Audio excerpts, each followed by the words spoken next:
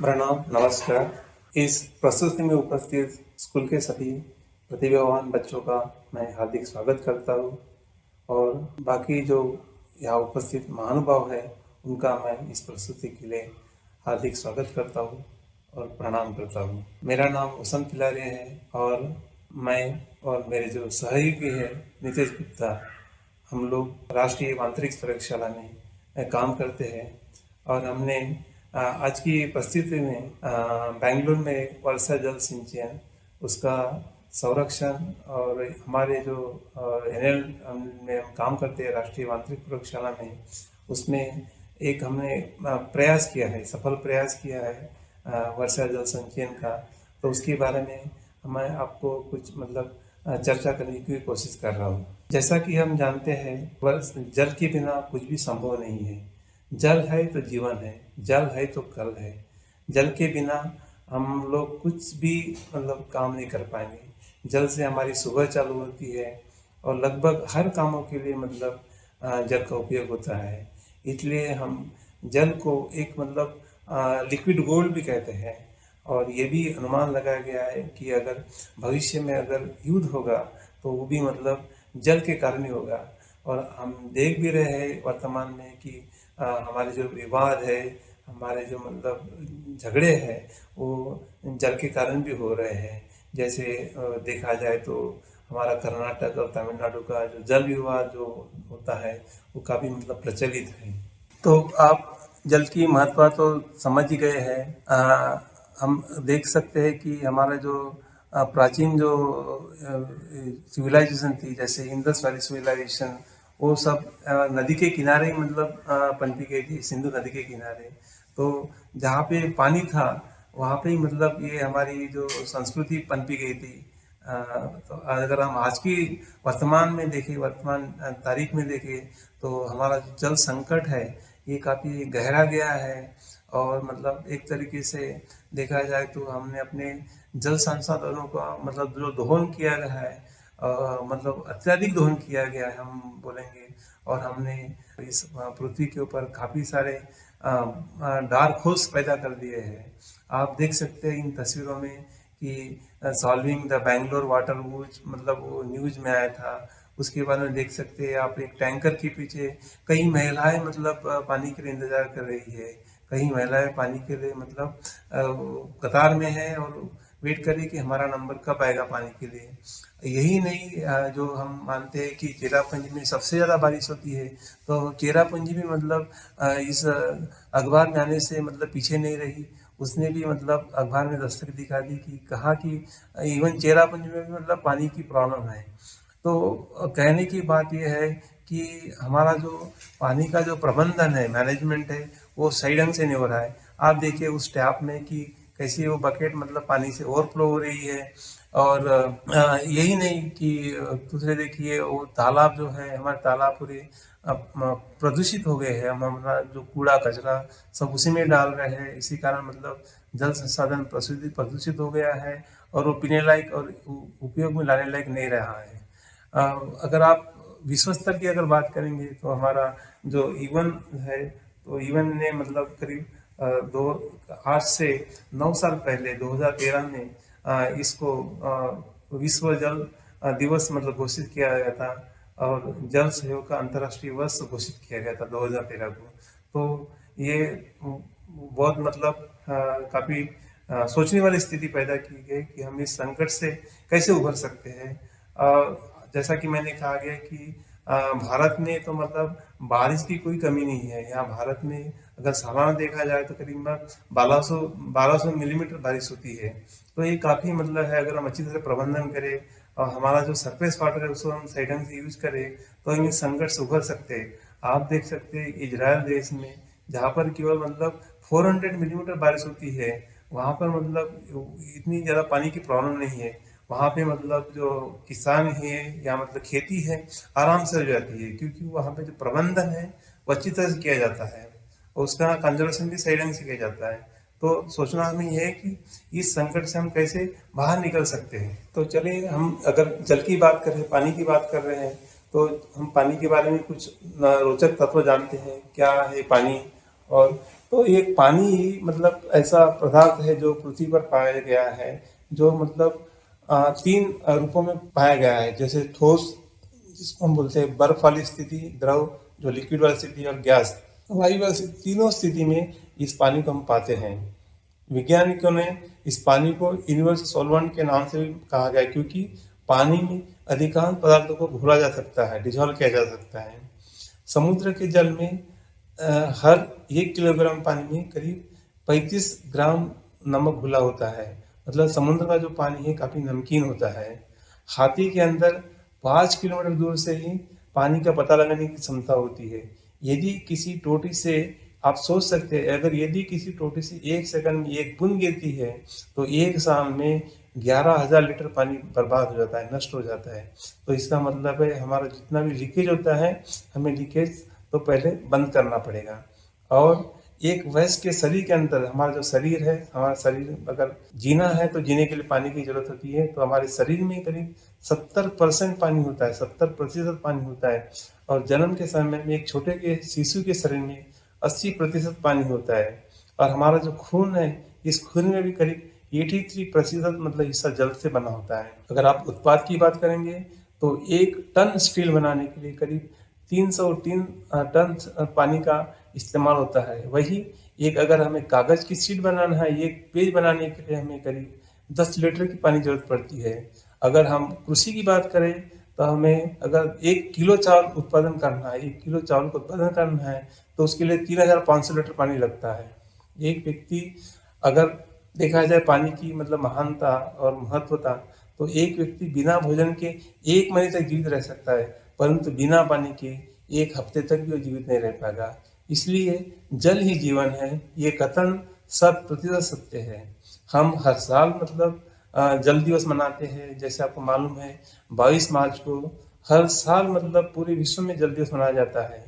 केवल ये 22 मार्च को हम मनाते हैं, बाकी साल भर भूल जाते हैं। अब आप देखिए यहाँ पर कि हमारा जल की जो उपलब्धता है और उसका रोजमर्रा के कार्यों में हम कैसे उपयोग करते हैं। अगर हम पूरे विश्व की बात करें, धरती की बात करें, तो धरती में करीब जो जल है वो मतलब 1/3 तो मतलब जमीन है और 2/3 हमारा जल है।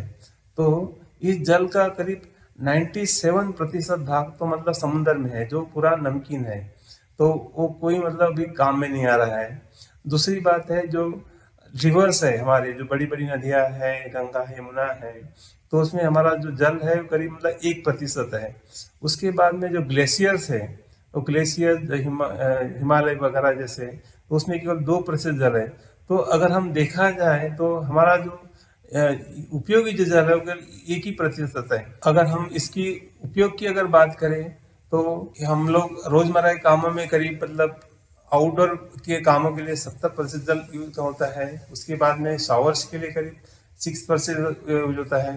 फॉसेट के लिए 5% होता है। लीक से मतलब करीब 5% जल बर्बाद हो जाता है।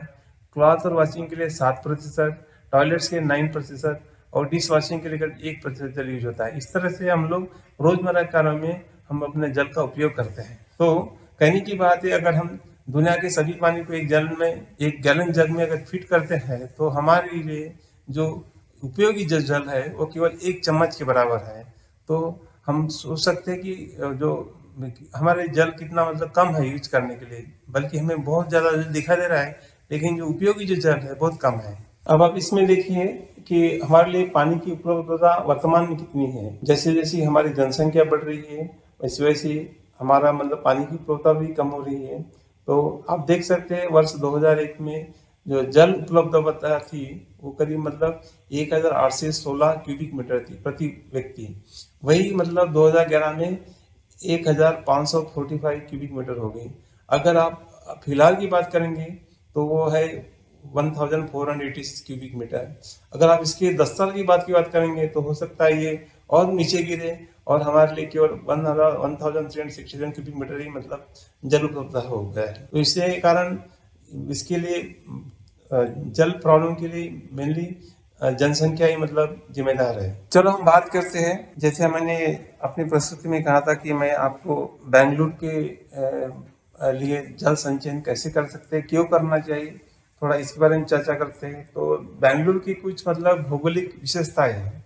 जैसे बेंगलुरु काफी ऊंचाई पर स्थित है। अगर हम बात करेंगे तो ये समुद्री तल से अगर ऊंचाई की कंपेयर करें तो ये करीब मतलब 921 above the mean sea level पे मतलब ऊंचाई पर स्थित है। और इस शहर की जलापूर्ति करीब 500 मीटर नीचे और 90 किलोमीटर दूरी पर जो स्थित हमारी कावेरी नदी है वहां से की जाती है। तो जो पानी अधिकतर मतलब बेंगलोर तक लाने के लिए हमें लिफ्टिंग करना पड़ता है, क्योंकि 500 मीटर हमें लिफ्ट करना पड़ता है पानी, और 90 किलोमीटर उसको लाना है भाई वहां से यहाँ तक, मैसूर से बेंगलोर तक। उसके बाद जो है बेंगलोर की अगर जनसंख्या की बात करें, आबादी की बात करें, तो बेंगलोर की आबादी करीब मतलब अभी तो लगभग 1 करोड़ के आसपास होगी।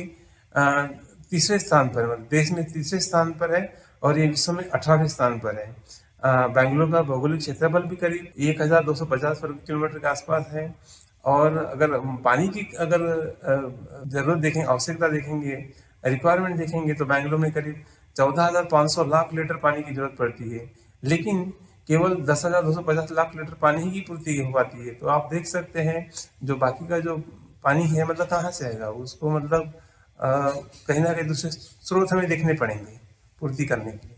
अगर हम पानी की गुणवत्ता की बात करें बेंगलोर में, तो मतलब बहुत भयानक स्थिति है। अभी जो रिपोर्ट दी गई कर्नाटक सरकार की खान और भू विज्ञान प्रभाग द्वारा, तो ये पता चला है कि शहर में 59% जो बोरवेल का पानी है और 52% जो नल का पानी है वो मतलब दूषित है, और वो पीने लायक नहीं है, अयोग्य है पीने के। दूसरे रिपोर्ट में केंद्रीय भूजल बोर्ड ने बेंगलुरु के जल का अध्ययन किया और ये पाया कि करीब 50% भूजल में मतलब ग्राउंड वाटर में नाइट्रेट जो है, इनकी जो नाइट्रेट की जो मात्रा है वो मतलब स्वीकार्य स्तर से ऊपर है, मतलब 45% से ऊपर है।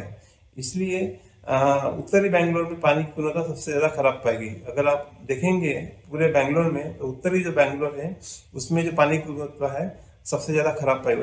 बेंगलोर पानी भी खराब तो है, लेकिन उत्तरी बेंगलोर में सबसे ज़्यादा खराब पाएगी। अब हम इस जल संकट के बाहर कैसे निकल सकते हैं? तो इससे बाहर निकलने के लिए केवल हमारे पास एक ही रास्ता है कि हम लोग जल का संचयन करें, जल का संरक्षण करें, उसका कंजर्वेशन करें, और इस जल को जो वर्षा से हमें जो जल मिलता है उसको व्यर्थ नाली में न बहने दें, और नाली में अगर बहता भी है तो उसको हम ऐसा प्रोविजन करें कि वो मतलब नाली के द्वारा वो जमीन के अंदर जाए और हमारा जो भूजल है भूजल को रिचार्ज करें। तो इसमें करीब मतलब 2 टाइप की टेक्निक्स होती है। एक तो बोलते हैं कि रूफटॉप रेन वाटर हार्वेस्टिंग, तो जो हमारा छत पे जो जल आता है उस छत के जल को इकट्ठा करके हम लोग अपने रोजमर्रा के काम में ला सकते हैं, और जो वो ज़्यादा एक्सेस जो मतलब पानी है उस पानी को हम लोग परकोलेशन पिट से हम लोग भूजल को मतलब भूजल में डाल सकते हैं। और दूसरा है कि मतलब जो हमारे रन ऑफ जो होता है मतलब हमारे रोड से इससे उससे, तो उसको हम लोग नाली में मतलब ले सकते हैं, और उसके बाद में फॉर्म पंप बना सकते हैं, और उस तालाब बना के हम लोग उस पानी को मतलब भूजल में डाल सकते हैं। और वर्षा जल संचयन के हम मतलब पानी निवास जीवों को नुकसान पहुंचाने वाले अफवाह को भी कम कर सकते हैं, और इस वर्षा जल संरक्षण से और संचयन से हम लोग पानी और पर्यावरण की रक्षा भी कर सकते हैं। इसलिए हमें वर्षा जल का उपयोग करना चाहिए। तो हमने अपने राष्ट्रीय माध्यमिक परिसर के परिसर में देखा कि मतलब बारिश का पानी कैसे मतलब व्यक्त बहा के बह के जा रहा है। आप देख सकते हैं इस वीडियो में एक पाइप है, इस पाइप से मतलब बारिश का पानी थोड़ा बाहर निकल रहा है, और बाहर निकल के नाली में इकट्ठा हो रहा है, और इस नाली के द्वारा मतलब बाहर निकल इसका किया जा रहा है। तो हम सोच रहे थे कि इस पानी को कैसे उपयोग में ला सकते हैं, और इसको हम कैसे ग्राउंड वाटर रिचार्ज कर सकते हैं। तो हमारे दिमाग में एक बात आई कि क्यों ना इस पानी को हम लोग नाली के अंदर ही मतलब जमा करें, और नाली के अंदर हम लोग कुछ ऐसी प्रोविजन दें जिसके द्वारा वो पानी जमीन के अंदर चला जाए और मतलब भूजल को रिचार्ज करें।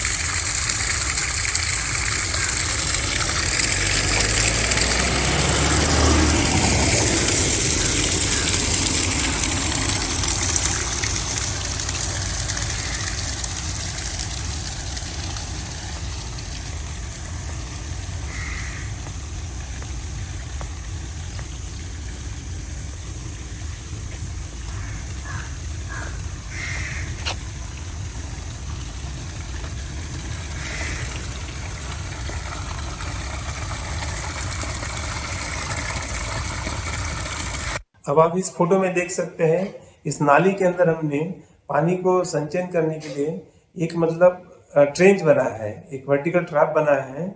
और वो वर्टिकल ट्रैप के अपस्ट्रीम में हम लोगों ने ये एक ऐसा छोटा सा पीट बनाया है। तो इस वर्टिकल ट्रैप की सहायता से पानी नाले में इकट्ठा रहेगा, बह के नहीं जाएगा। और दूसरी बात है, इस पीट की सहायता से पानी जमीन के अंदर जाएगा। तो आप देख सकते हैं कि ये एक मतलब पानी जल संरक्षण के लिए हमने एक छोटा सा प्रयास किया था नाली के अंदर में ऐसा वर्टिकल ट्रैप बनाकर, और ऐसा मतलब ये पीट देकर, ताकि मतलब पानी नाली में इकट्ठा हो और जमीन के अंदर मतलब भूजल को रिचार्ज करे। अब आप देख सकते हैं यहाँ पर जो बारिश का पानी है कैसा मतलब नाली के इकट्ठा हो रहा है, और कैसा उसको मतलब समय मिल रहा है, मतलब धीरे धीरे करके वो कैसा मतलब जमीन के अंदर जा रहा है। आप देख सकते हैं पूरा इसमें पानी इकट्ठा हो रहा है और धीरे धीरे करके अंदर जाएगा। इस नाली में पूरा आप देख सकते हैं नाली पूरी ओवरफ्लो हो रही पानी से, पूरी लबालब पानी से भरी है। ये पूरा बारिश का पानी है जो मतलब वह सब बाहर बह के निकल जा रहा था। तो हमने जो एक मतलब कैलकुलेशन किया कि मतलब हम कितना बारिश का पानी संचयन कर सकते हैं और उसका हम संरक्षण करके जमीन के अंदर डाल सकते हैं। मान लो अगर नाली की लंबाई हमारी 500 मीटर है और नाली की चौड़ाई 2 फुट है, नाली की गहराई 1 फुट है, और तो हम इस 500 मीटर लंबी नाली में हम लोग करीब मतलब 1,00,000 लीटर 92,950 लीटर पानी हम लोग मतलब संचयन कर सकते हैं। और मान लो अगर हमने करीब 10 दिन भी मतलब किया, 10 वर्षा दिनों की मतलब अगर 10 बार अगर ऐसा किया, संचयन किया, तो हम लोग करीब 10 दिनों में करीब 9,29,500 लीटर पानी मतलब जमीन के अंदर डाल सकते हैं। ये केवल 500 मीटर नाली की बात है। तो आप सोच सकते हैं अगर हमारे पास नाली का नेटवर्क करीब मतलब 10 किलोमीटर है, तो 10 किलोमीटर पानी कितना सारा हम लोग जमीन के अंदर डाल सकते हैं। अब आप इस फोटो में देखिए जो पौधे लगाए गए थे, और पौधों के आसपास में भी हम लोगों ने छोटे छोटे सर्कुलर मतलब ट्रेंच बनाए हैं। सो ये ट्रेंच बनाकर भी हम लोग मतलब सर्कुलर रिंग बनाकर हम लोग पानी का संचयन कर सकते हैं। मान लो एक पौधा है, एक पौधे के आसपास में अगर ही मतलब 20 लीटर ही पानी इकट्ठा होता है, तो ऐसे पौधे लगाकर हम लोग पानी को मतलब संचयन कर सकते हैं, उसका संरक्षण कर सकते हैं। इससे मतलब पौधों की मतलब जो बड़ा पैदावार है वो भी अच्छी होगी, उनकी ग्रोथ भी अच्छी रहेगी, और पर्यावरण और इसकी इकोसिस्टम की भी सुरक्षा होगी।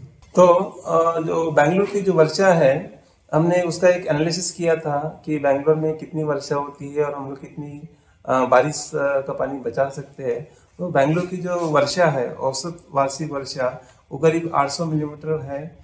और बैंगलोर में जो सन 1901 से 2000 के बीच जो अधिकतम जो बारिश हुई थी वो 1998 में हुई थी, और 1931 में एकदम न्यूनतम बारिश हुई थी जो 1998 में हुई थी 1407 मिलीमीटर, और 1931 में करीब 490 मिलीमीटर वर्षा पाई गई थी। बेंगलुरु में किसी साल के लिए वर्षा सामान्य रहने की संभावना 46% है। बेंगलुरु में 500 मिलीमीटर वर्षा की संभावना 97%। मतलब अगर आपको जल संचयन करना है तो आपको हमखास है, ये पक्का है कि बेंगलुरु में आपको 500 मिलीमीटर वर्षा मिलेगी मिलेगी। बेंगलुरु में अधिकतर मासिक वर्षा मई और सितंबर में होती है। मतलब जो अधिकतर जो बारिश होती है वो मई में होगी और सितंबर में होगी। वैसे ही मासिक वर्षा अप्रैल से नवंबर तक अवधि के लिए इस की वितरित हुई है। तो बेंगलुरु में वर्षा जल संचयन की डिजाइन के लिए एक दिन की अधिकतम वर्षा 53.9 मिलीमीटर है। अगर आपको मान लो कुछ अगर डिजाइन करना है, वाटर हार्वेस्टिंग टैंक का सम बनाना है, तो उसके लिए इस डिजाइन वैल्यू का उपयोग हो सकता है। अब आप देखिए इस ट्रांसपेरेंसी पे मैंने वर्षा जल संचयन और एक रिचार्जिंग का अनुमान लगाया है। मान लो कि आपके पास जो प्लॉट है, वो प्लॉट का जो क्षेत्रफल है करीब मतलब 1200 स्क्वायर फीट का है। नॉर्मली मतलब 30-40 का प्लॉट रहता है, और उस प्लॉट का अगर एरिया स्क्वायर मीटर में ले तो करीब 111 स्क्वायर मीटर होता है। अगर हम डिजाइन रेनफॉल की अगर हम बात करके, जैसे एट 80% प्रोबेबिलिटी अगर हमारे पास जो रेनफॉल वैल्यू है वो है 53.9 मिलीमीटर, तब हम उसको कैलकुलेट करते हैं तो हमें जो डिजाइन वैल्यू आती है करीब 6000 लीटर। मान लो हम उसमें कुछ ट्रिब्यूट डालते हैं और मतलब मान लो पानी बारिश हम एक्स्ट्रा एक्सेस अगर संचयन करना है तो 50% हम डालते हैं, करीब 9000 लीटर्स मतलब। तो हमारा जो सम्प है, सम्प की जो कैपेसिटी है, हम लोग 30-40 प्लॉट के लिए करीब मतलब 9000 लीटर का हम सम्प बना सकते हैं। और यह सम्प हमें 9000 लीटर हमें 2 दिन के लिए पर्याप्त है हमारी जल की पूर्ति करने के लिए। दूसरी बात है कि अगर हम लोग मान लो कि सालाना हमें बारिश कितनी मिलती है, जैसे हमने बताया था कि 500 मिलीमीटर बारिश आपको बैंगलोर मिलेगी मिलेगी। तो अगर हम मैं 500 मिलीमीटर बारिश को अगर संचयन करना चाहता हूँ, कलेक्ट करना चाहता हूँ, तो उसके हिसाब से मुझे करीब मतलब एक साल में मतलब मैं करीब 55,770 लीटर्स पानी मतलब मैं सेव कर सकता हूँ। अगर मान लो मेरी फैमिली में 4 लोग हैं तो 4 लोगों के हिसाब से मैं करीब मतलब 5 महीने के लिए पानी 5 महीने के लिए पानी बारिश का पानी यूज कर सकता हूँ। तो देखिए मतलब मेरी जो डिपेंडेंसी है सिविक बॉडी पे जैसे बीडब्ल्यूसी पे कम हो जाएगी, और ये एक मतलब आत्मनिर्भर बनने की दिशा में एक अच्छा मतलब कार्य काम सिद्ध होगा। इसी के साथ ही मैं अपनी इस प्रस्तुति को विराम देता हूँ। आशा करता हूँ कि आपको इस मतलब जल संचयन और संरक्षण का आपको थोड़ा मतलब महत्व समझ में आया होगा। और हम लोग सब लोग कोशिश करेंगे कि चलो हम लोग जल संरक्षण करते हैं, क्योंकि each drop every drop counts, एक एक बूंद मतलब कीमती है।